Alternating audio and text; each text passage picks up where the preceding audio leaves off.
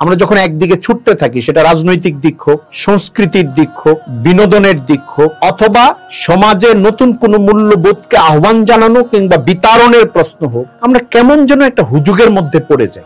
আভিজাত্যের দিকে যেতে থাকলে সব ওই দিকে যেতে থাকি। খাবারের নতুন কোন মেনু পছন্দ করার প্রশ্ন আসলে সবাই ওইটা পছন্দ করতে থাকি।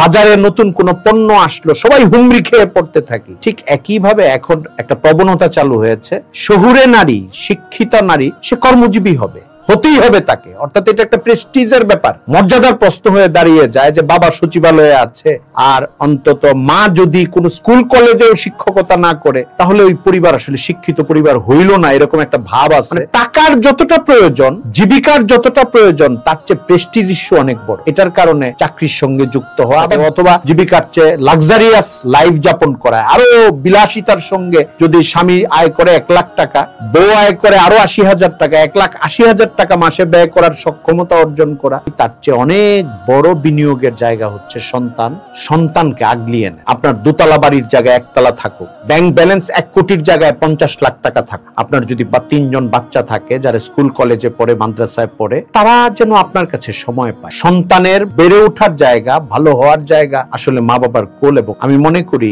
এই জায়গাটায় খুব ভালো করে সকলের নোটিশ করা উচিত, চিন্তিত হওয়া উচিত, ভাবা উচিত।